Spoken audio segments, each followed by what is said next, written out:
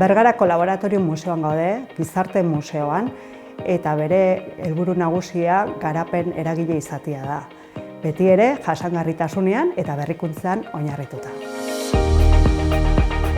Hori horrela izanik, aurkeztu dugun proiektua aldi baterako erakusketa bada, eta bere izenburua da hondakin jasangarriak fikzioa ala errealitatea. Erakusketa honek 3 zati ditu. Lehenengoan, ekonomia zirkularraren inguruko informazioa edo kontzeptuak azaltzen dira.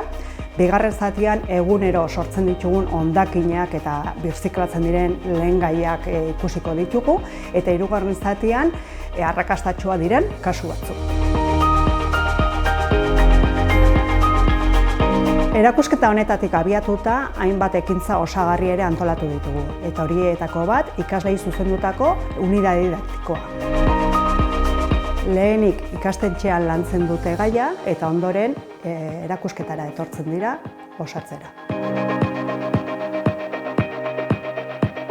Beste ekintza bat ehungintza jasangarriari lotutakoa da.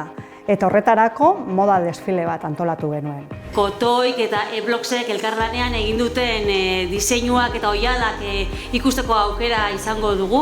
Proiektuaren oinarriak praktikara ekarri ditugu.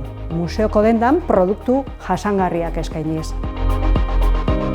Honen helburu nagusia da ekonomia zirkularra ezagutzera ematea eta bereziki ehungintza jasangarriari lotutakoa.